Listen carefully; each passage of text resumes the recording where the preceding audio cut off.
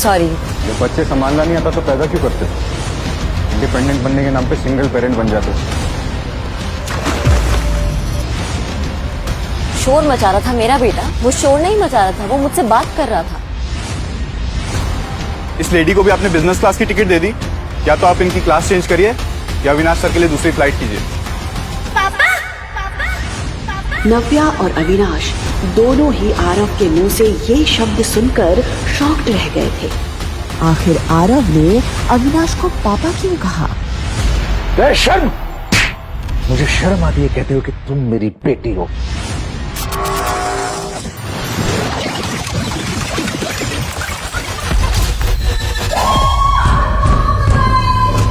पर शादी के एक दिन पहले मेरे साथ ऐसा घिनौना हादसा हुआ जिसे बताने में भी मुझे शर्म आती है। नव्या, तुमने क्या हालत बना रखी है? ये बिस्तर, ये कपड़े, ये टाई और दारू के नशे में तुम्हारी सारी असलियत सामने आ गई। 2 दिन में हमारी शादी है और तुम कल रात को किसी और के साथ। नहीं, अब तुम्हारे साथ शादी करने का कोई मतलब नहीं।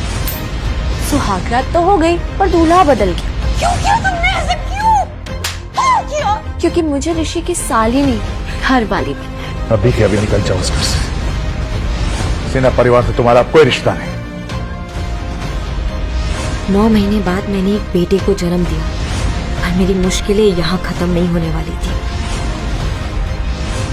सॉरी।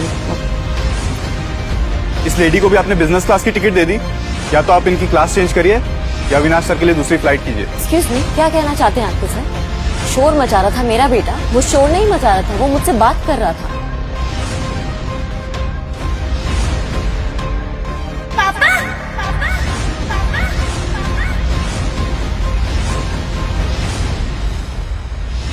रफ, क्या बोल रहे हो तुम? पापा नहीं है तो मम्मा इज माय डैड। नहीं है वो तुम्हारे डैड, प्लीज ऐसे नहीं बोलते। बट मम्मा सी, हम दोनों के हाथों में सेम निशान है। एक जैसा निशान देखकर अविनाश और नव्या भी हैरान रह गए। ऐसे सेम निशान होने से कोई किसी का पापा नहीं होता। सीरियसली, इनकी पूरी फैमिली फन। जहां अविनाश के दिल पर आरव की मासूमियत छप गई थी, वहीं नव्या ने तुरंत आरव के हाथ से अविनाश का हाथ छुड़ाया और उसे अपनी तरफ कर लिया। इनफ आरव, ऐसे किसी को अपने पापा नहीं बोलते। बट मम्मा उसने आरव को इतने प्यार से पाला पोसा था कि आज तक उससे तेज आवाज में बात तक नहीं की थी, लेकिन आज सिचुएशन उसके हाथ से निकल गई थी। उसके हिसाब से पापा बोलकर ना सिर्फ आरव ने अविनाश को हंसने का मौका दिया था, बल्कि नव्या के वो 6 साल पुराने जख्म भी ताजा कर दिए थे। अविनाश को ऐसा लग रहा था कि नव्या की लाइफ में जो भी पर्सनल इश्यूज हैं, उसकी वजह से आरव के दिल पर बुरा असर पड़ रहा है और ये बात उसे जरा भी अच्छी नहीं लग रही थी। जब बच्चे संभालना नहीं आता तो पैदा क्यों करते हो? इंडिपेंडेंट बनने के नाम पे सिंगल पेरेंट बन जाते। अभी सोचा बच्चे पे क्या असर पड़ेगा? ये बात नव्या को बहुत बुरी लगी। आज किसी ने उसकी पेरेंटिंग पर सवाल उठा दिया था। तुम्हारी हिम्मत!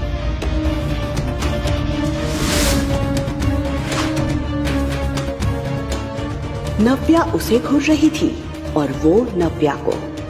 इससे पहले कि वो कुछ कहता, नव्या ने आरव का हाथ पकड़ा और वहाँ से गुस्से में निकल गई। अविनाश को यकीन नहीं हो रहा था कि आज किसी लड़की ने उसके मुंह पर पानी फेंका था।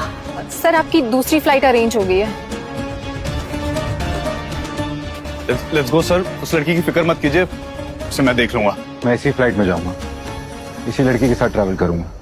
पता नहीं सर क्या सोच रहे, क्या करने वाले सर। सिक्योरिटी चेक इन के दौरान अविनाश बार बार नव्या को देखे जा रहा था, लेकिन नव्या अविनाश को नजरअंदाज करते हुए आगे बढ़ गई। कुछ घंटों बाद जब फ्लाइट चंडीगढ़ में लैंड हुई, तब तक नव्या सब कुछ भूल चुकी थी। इतने सालों बाद अपने शहर में पैर रखते वक्त उसे ऐसा लग रहा था जैसे उसकी लाइफ में फिर से सब कुछ बदलने वाला था। उसके अंदर एक खुशी थी अपने पापा से मिलने की। पापा आए होंगे ना मुझे लेने, मैसेज तो किया था मैंने उन्हें। सामने से ऋषि और कनिका उसी की तरफ बढ़ रहे थे। ऋषि कनिका के साथ? तो आगे तुम वापस। नव्या समझ गई थी कि कनिका ने वो सब कुछ हासिल कर लिया जो उसने चाहा था। ये लोग कौन है मम्मा? मम्मा? दीदी, ये तुम्हारा बेटा है? हाँ तो आपको कोई प्रॉब्लम? ओह, अब समझी। उस रात ऋषि को चीट करने के बाद तुम प्रेग्नेंट, और ये तुम्हारा बेटा है। कनिका ने ऋषि के लिए हर टूटी कड़ी को जोड़ दिया था। ऋषि को ये एहसास हो गया था कि आरव नव्या के धोखे की निशानी है। You cheat! तुम्हें शर्म नहीं आई इस बच्चे के साथ अपने घर आने पर? मैंने कोई चोरी नहीं की है। आरव मेरा बेटा है। देखा ऋषि, इसे इसकी गलती का बिल्कुल भी अफसोस नहीं। डेविड, इससे कोई भी सवाल करने का कोई मतलब नहीं है। याद है इसने पिछली बार क्या किया था? उसके बाद तो ये कोई भी शर्मनाक हरकत कर सकती है। आई एम श्योर ये बच्चा भी उसकी किसी हरकत का नतीजा होगा। इस बच्चे को मेरी आंखों के सामने से ले जाओ, वरना नहीं, मम्मी से दूर रहो। तुम लोग बैठ रही हो और मेरी मम्मी से बात भी मत करना।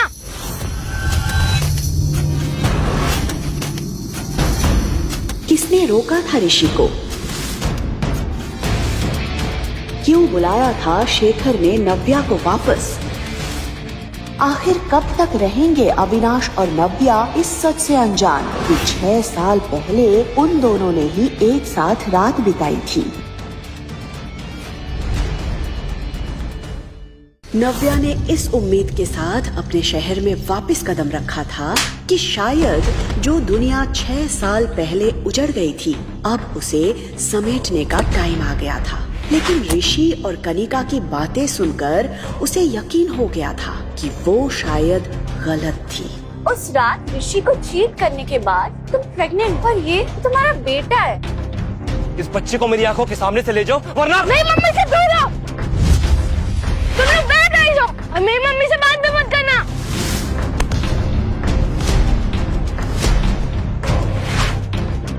मेरे बच्चे को हाथ लगाने की हिम्मत भी मत करना। Behave yourself.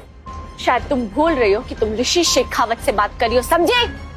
नो वंडर ये बच्चा इतना बदतमीज है। माँ के गुण है इसमें। ये सिखाया तुमने अपने बच्चे को? और एक सिंगल मदर से क्या उम्मीद कर सकते हैं? मम्मा को कुछ मत बोलना, आप गंदे हो। नव्या, इसका मुंह बंद करो, वरना पिछली बार तुम्हारे बेटे पर हाथ उठाया था, इस बार तुम्हारे पे उठाना पड़ेगा। हाथ उठाकर तो दिखाओ। ये सुनते ही नव्या ने पीछे पलटकर देखा तो ये आवाज किसी और की नहीं बल्कि अविनाश आहूजा की थी। उसे देखकर नव्या शॉक्ड रह गई थी।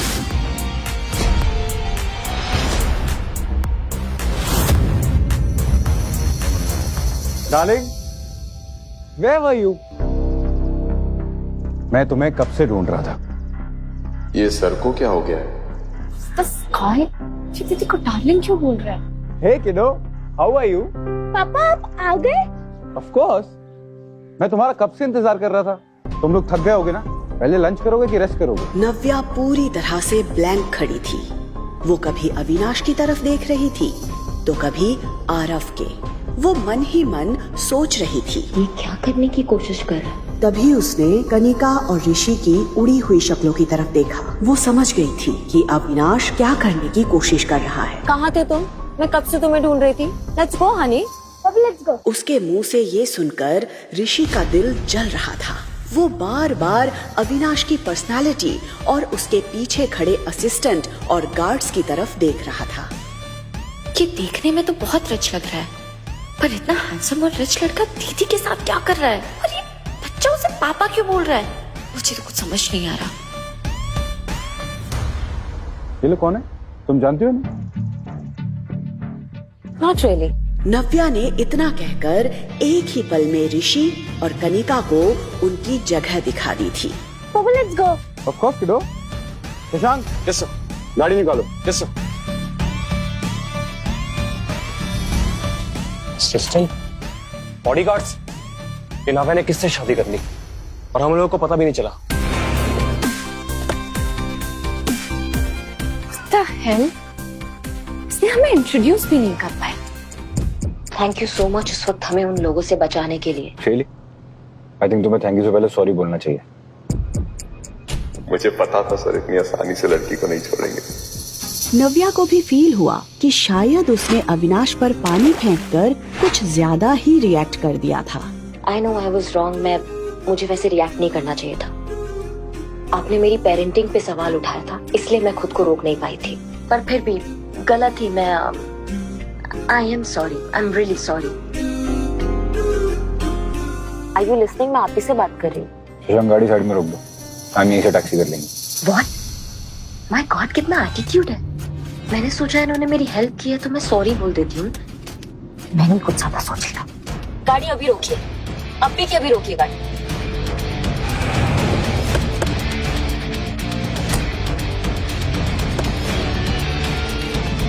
What's this? ये टैक्सी का फेयर, यहाँ तक लिफ्ट दिया ना, thank you so much. What the hell? ये लड़की समझती क्या अपने आप को? वो देख रहा था कि नव्या आरव का हाथ पकड़कर दूसरे टैक्सी का वेट कर रही थी। अविनाश का चेहरा देखकर शशांक को हंसी भी आ रही थी और उसे डर भी लग रहा था। वो अविनाश के गुस्से से अच्छे से वाकिफ था, इसलिए उसे पता था कि अविनाश ने इस वक्त अपने आप को कितना कंट्रोल किया हुआ था। अविनाश वहाँ से निकल जरूर गया था, लेकिन अभी भी उसके मन और दिमाग में नव्या और आरव की शक्ल घूम रही थी। इंटरेस्टिंग, कुछ तो है इस लड़की और इसके बेटे में। I don't know what, but there is something. Navya taxi रुकने का वेट कर ही रही थी कि तभी उसकी दादी का फोन आया।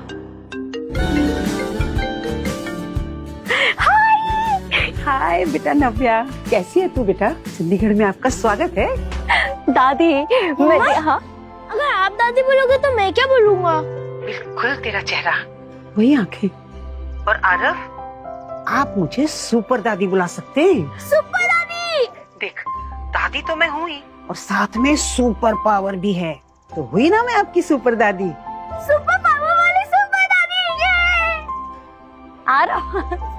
वैसे दादी आप सोशल मीडिया पे बड़े एक्टिव हो। मैं परसों ही आपके आउट हाउस की पिक्चर्स देख रही थी।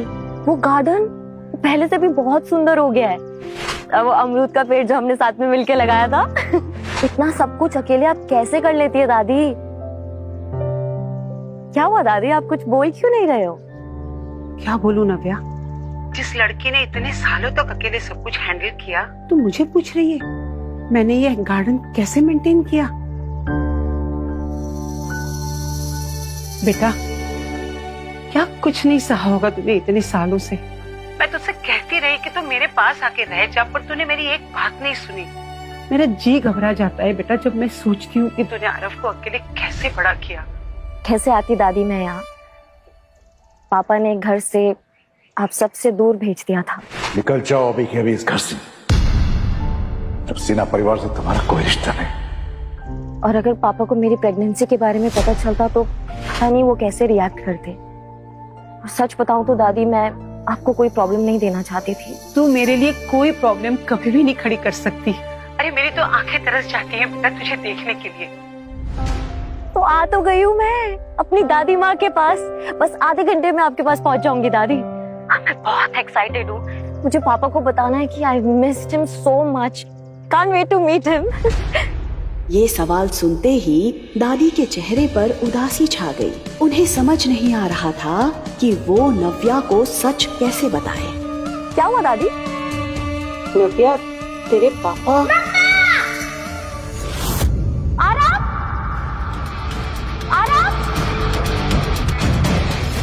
क्या हुआ था आरव को? क्या अपना पाएगा सिन्हा परिवार नव्या को? आखिर क्या था अविनाश और आरव का रिश्ता? क्या बताने वाली थी दादी नव्या को? मुझे पापा को बताना है कि I missed him so much. I can't wait to meet him.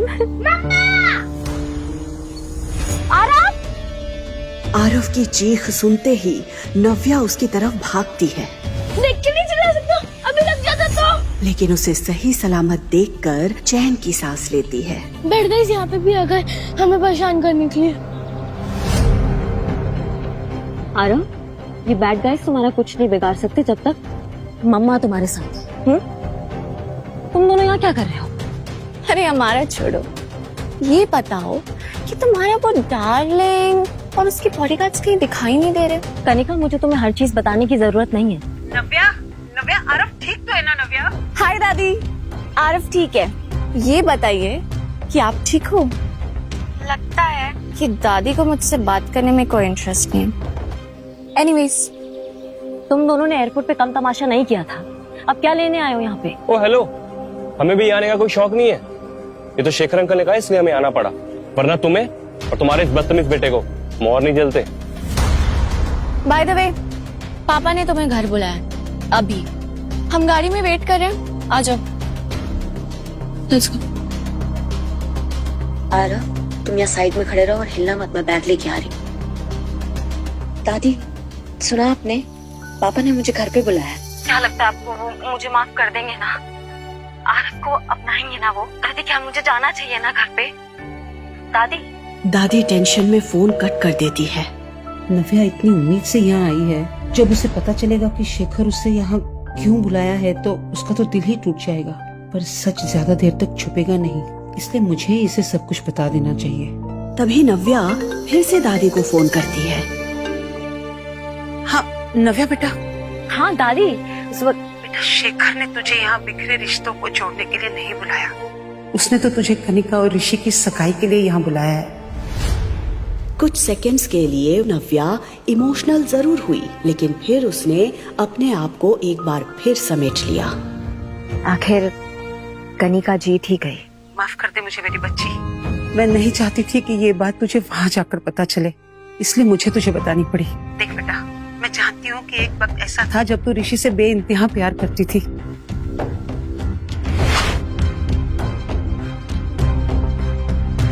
आज जब तू तेरी बहन को ऋषि के साथ देख रही है तो मुझे पता है तुझ पर क्या बीत रही होगी।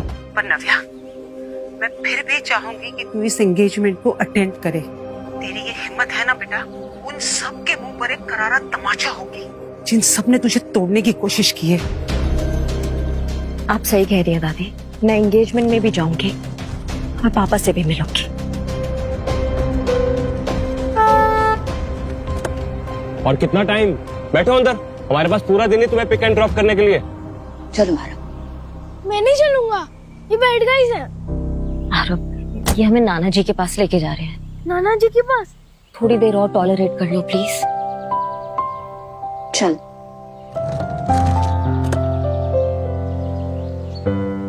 कुछ देर बाद जब गाड़ी सिन्हा पैराडाइज के सामने रुकी तो एक पल के लिए नव्या की सांसें थम गई। ये घर देखते ही उसे वो दिन याद आ गए जब वो यहाँ से आखिरी बार निकाली गई थी। निकल जाओ अभी के अभी इस घर से। ऋषि और कनिका तो तेजी से उतरकर घर के अंदर चले गए थे, लेकिन इतने सालों बाद अपने ही घर के अंदर जाने के लिए नव्या के पैर कांप रहे थे। वो यहाँ आ तो गई थी, लेकिन उसे समझ नहीं आ रहा था कि वो इस घर के लोगों को फेस कैसे करेगी। तभी आरव नव्या का हाथ पकड़ता है और उसे हिम्मत देता है। आरव का एक्साइटेड चेहरा देखकर नव्या हिम्मत जुटाती है। अरे नव्या, सबसे पहले तुम मुंह मीठा करो। अरे आज तुम्हारी घर वापसी है, तुम्हारी बहन की सगाई के लिए। अब दो खुशखबरियां हैं तो फिर मुंह मीठा करना तो बनता है ना। मैं जानती हूँ आप मुझे खास पसंद नहीं करती है, मिठाई खिला के नाटक करने की कोई जरूरत नहीं है। ऐसे बात करोगी अपनी माँ के साथ? ये संस्कार दिए मैंने तुम्हें? इतने सालों बाद अपने पापा को देखते ही नव्या को अपना खुशहाल बचपन याद आ गया। पकड़ लिया, चलो।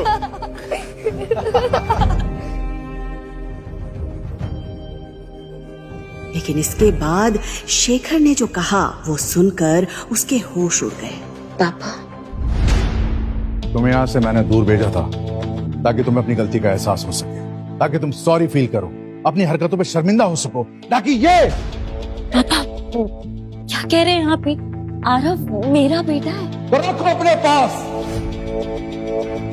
इस नाजायज औलाद को तुम्हारी मेरे पास लाने की हिम्मत कैसे हुई?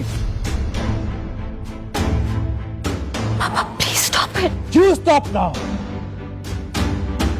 तुम्हें क्या लगा था कि तुम इस बच्चे को लेकर यहाँ पर आओगे और मेरा मन इसे देख के पिघल जाएगा? मैं इसे देखकर सब कुछ भूल जाऊंगा वो बेइज्जती जो मेरी तुम्हारे कारण हुई थी। Dad please calm down. चलिए आइए बैठिए। प्लीज जोर से मत बोलिए डैड, आपका बीपी बढ़ जाएगा। बैठिए।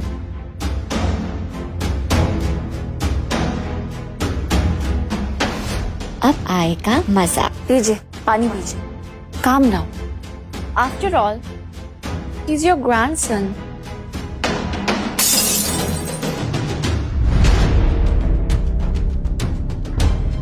ये मेरा ग्रैंडसन नहीं है और ना ही कभी हो सकता है। लेना परिवार इस बच्चों को कभी एक्सेप्ट नहीं करेगा नव्या। ये बात तुम जिंदगी भर मत भूलना।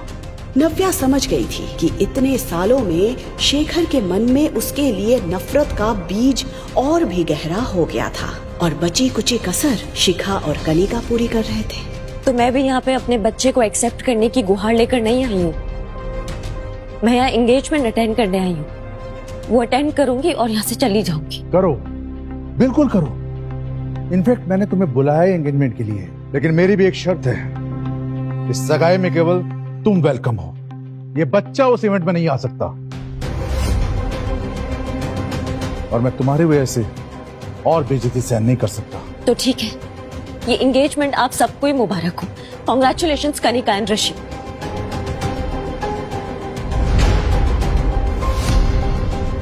नव्या,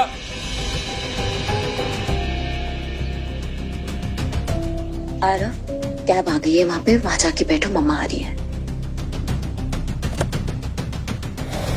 नव्या, अब क्या है? कुछ बच गया है क्या? अंदर जो हुआ, एयरपोर्ट पे जो हुआ, क्या वो कम था क्या, जो अभी भी कुछ कहने आ गए हो मेरे पीछे? तुम्हें जरा भी नजर नहीं आ रहा कि अगर तुम्हें फिर से अपनाना चाहता है, बस तुम्हें अपनी जिद छोड़नी है। जिद नहीं, वो मेरा बेटा मुझसे छोड़ने के लिए कह रहे हैं। डू यू इवन रियलाइज उसका मतलब क्या होता है? मेरा बेटा। मैं भी किससे बात कर रही हूँ? Forget it. तुम्हें इतना लगाव क्यों इस बच्चे से? ये उसी का बच्चा है ना जो एयरपोर्ट पर आया था, या किसी और का? तुम ये सवाल क्यों कर रहे हो? तुम्हें क्या फर्क पड़ता है अब इस बात से?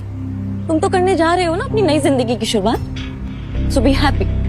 नव्या, तो तुमने मुझे चीट किया, सब कुछ छोड़ के यहाँ से चली गई और एटीट्यूड ऐसे दिखा रहे हो जैसे ये मेरी गलती है। तुम्हें क्या पता कि उस रात क्या हुआ था, किसने चीट किया, किसने नहीं चीट किया? और मुझे अब तुम्हें कोई सफाई नहीं देनी है, मुझे तुमसे बात ही नहीं करनी है।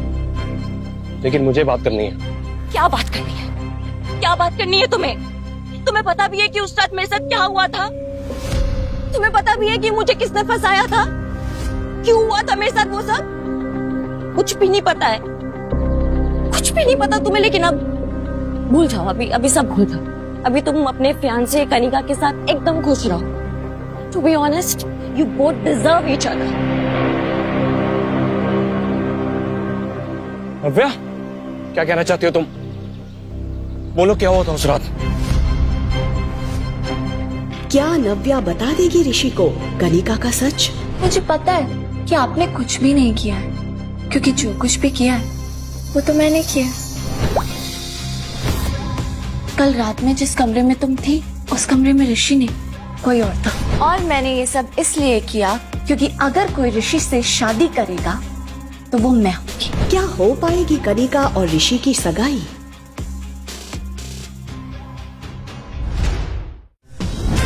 आई विश मेरे लिए भी कोई ऐसा ही अमीर राजकुमार आता। अरे तुझे नहीं पता, ये राजकुमार इसकी बड़ी बहन का फियांसे था। इसने अपनी बहन को घर से भगाया और अब उसी के फियांसे से शादी कर रही है। अरे मिस्टर सिन्हा, ये ऋषि शेखावत वही है ना जिसके साथ आपकी बड़ी बेटी की शादी होने वाली थी? उसकी पर्सनैलिटी के आगे कनिका कभी दिखाई नहीं दी, इसीलिए तो जलती है कनिका अपनी बड़ी बहन से। नव्या का तो और ही कुछ अलग है। मेहमानों के बीच हो रही बातों से शेखर का खून खौल रहा था कि तभी नव्या के आते ही सिन्हा परिवार के होश उड़ जाते हैं।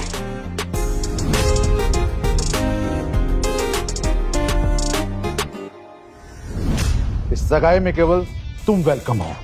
ये बच्चा उस इवेंट में नहीं आ सकता। तो ठीक है, ये एंगेजमेंट आप सबको ही मुबारक हो। नव्या अपने पापा से मिलने जरूर आई थी, पर उसे ये एहसास हो गया था कि अब उसे इस परिवार से दूर ही रहना चाहिए। ऋषि ने नव्या से उस रात के बारे में बात करनी शुरू कर दी। ये उसी का बच्चा है ना जो एयरपोर्ट पर आया था, या किसी और का? तुम्हें क्या फर्क पड़ता है अब इस बात से? तुम्हें पता भी है कि उस रात मेरे साथ क्या हुआ था? तुम्हें पता भी है कि मुझे किसने फंसाया था?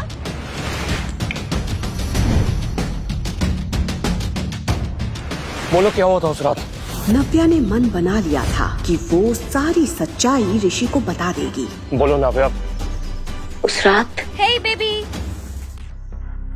ये आवाज सुनते ही नव्या ने खुद को सच बताने से रोक लिया। कनिका का चेहरा देखकर नव्या को याद आ गया कि कैसे उसने ये सब कुछ ऋषि को हासिल करने के लिए किया था। अगर कोई ऋषि से शादी करेगा तो वो मैं हूँगी। कनिका की चाल नव्या समझ चुकी थी। वो जानती थी कि कनिका ने ऋषि को अपने प्यार में अंधा कर दिया है, इसलिए वो चाहे कितनी बार भी सच बोलने की कोशिश कर ले, ऋषि उस पर कभी भरोसा नहीं करेगा। बिल्कुल सही टाइम पे आई हो कनिका, हमेशा की तरह। नव्या, तुम अपनी बहन से ऐसे कैसे बात कर सकती हो? वो आई है सही वक्त पर। जब तुम चली गई थी वही थी मेरे साथ। जो तुमने तोड़ दिया था उसी ने जोड़ा। तुम्हें उसे थैंक्स कहना चाहिए। करेक्ट, मुझे कनिका को थैंक्स बोलना चाहिए और मैं थैंक्स बोलूंगी। Thank you so much Kanika for everything. और अब मुझे नहीं लगता कि तुम्हें मुझसे कोई सवाल करना चाहिए। आप दोनों की सगाई हो रही है ना, तो आप दोनों खुश रहिए and please for God sake leave me alone. देखा इसका एटीट्यूड। बेबी छोड़ो ना, हम अपने एंगेजमेंट में ध्यान देते हैं ना। वैसे भी इनका ध्यान रखने के लिए पापा काफी हैं। उन्होंने डेफिनेटली इनके बारे में कुछ सोचा होगा, है ना? इस नाजायज औलाद को तुम्हारी मेरे पास लाने की हिम्मत कैसे हुई? जो मेरा ग्रैंडसन नहीं है और ना ही कभी हो सकता है। सगाई में केवल तुम वेलकम हो, ये बच्चा उस इवेंट में नहीं आ सकता। अम्मा,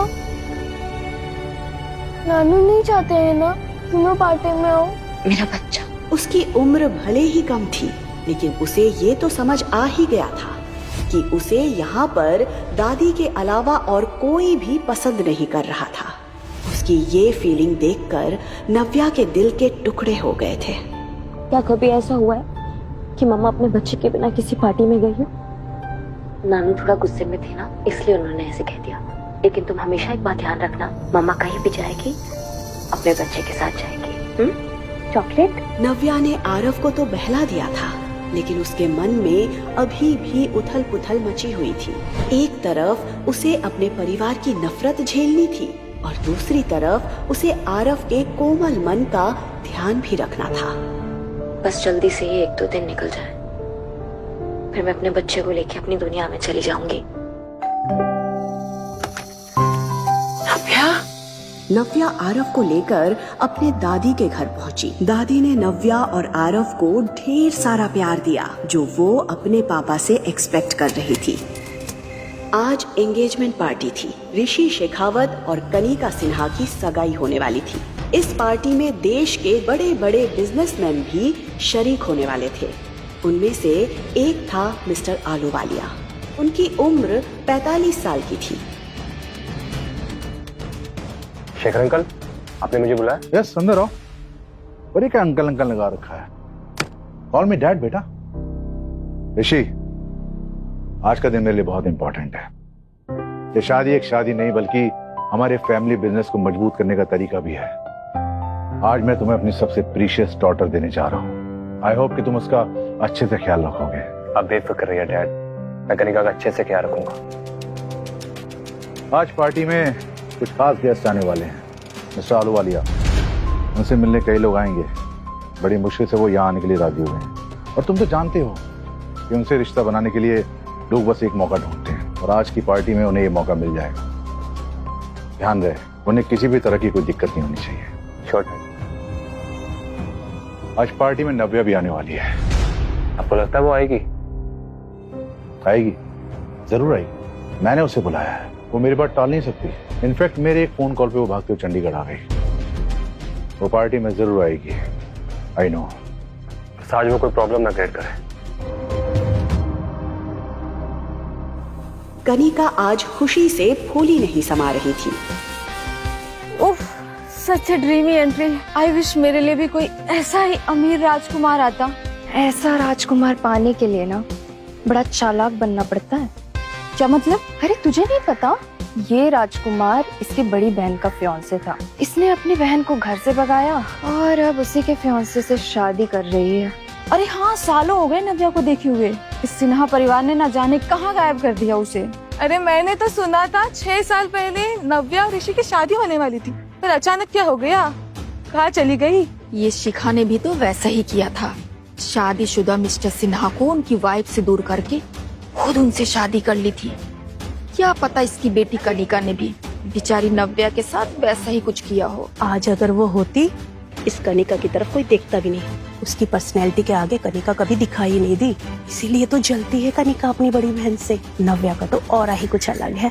मेहमानों के बीच कनिका और नव्या को लेकर कंपैरिजन की बातें हो रही थी। अरे मिस्टर सिन्हा, आपकी बड़ी बेटी दिखाई नहीं दे रही, कहाँ है वो? जहाँ तक मुझे याद है, ये ऋषि शेखावत वही है ना जिसके साथ आपकी बड़ी बेटी की शादी होने वाली थी? ये बात जोर से उठते ही सन्नाटा छा गया था। मेहमानों के बीच हो रही बातों से शेखर का खून खौल रहा था कि तभी नव्या के आते ही सिन्हा परिवार के होश उड़ जाते हैं। शेखर के बार बार मना करने के बाद भी नव्या आरव को एंगेजमेंट पार्टी में लेकर आई थी। शेखर तिलमिलाकर नव्या की ओर जाता है।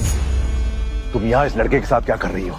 तुम जानबूझ के अपनी बहन की सगाई खराब करना ही हो ना? इस लड़के का नाम आरव है पापा, और आरव मेरा बेटा है। और वैसे भी पापा, आपने मुझे बैंगलोर से सगाई अटेंड करने के लिए बुलाया ना, so I'm here। नव्या, मैंने तुमसे कहा था ये लड़का तुम्हारे साथ नहीं आ सकता। इसे अभी के अभी यहाँ से भेजो, वरना मैं इसका हाथ पकड़ के यहाँ से बाहर निकाल दूंगा। मेरे बेटे को कोई छू भी नहीं सकता है, और अगर आप नहीं चाहते कि हम यहाँ रहे तो मैं खुद यहाँ से चली जाती हूँ। दीदी, दीदी स्टॉप। दीदी तुम भी ना, तुम्हें तो पता है डैड गुस्से में 2-4 शब्द ज्यादा भी कह दिया तो तुम क्या सच में चली जाओगी? हाँ, वो क्या है ना दीदी, तुम्हें देख करके 6 साल पहले जो कुछ भी हुआ वो सब याद आ जाता है डैड को। पता नहीं क्या कुछ नहीं सहा उन्होंने, थोड़ा गुस्सा है। तुम गुस्सा थूक दो ना। आज मेरी एंगेजमेंट है, आई नीड योर ब्लेसिंग्स। उसका चेहरा देखकर नव्या समझ गई थी कि वो क्या साबित करना चाहती थी।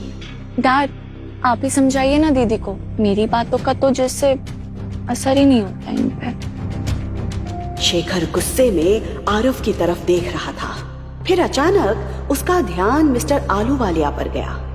उसने अपने दिमाग को ठंडा किया। ठीक है, तुम रुक सकती हो, लेकिन एक किनारे चुपचाप खड़ी रहना। मैं नहीं चाहता तुम्हारा बेटा आरव यहाँ वहाँ घूमे और लोग इसे देख के 10 सवाल करें। क्या नव्या मान लेगी शेखर की बात? क्या चल रहा था शेखर के दिमाग में? क्या मिस्टर आलूवालिया के साथ मिलकर कोई और साजिश रचने वाला है शेखर नव्या के खिलाफ? क्या नया मोड़ लाएगी ये पार्टी नव्या की जिंदगी में? जानने के लिए सुनते रहिए द रिटर्न, सिर्फ पॉकेट FM पर।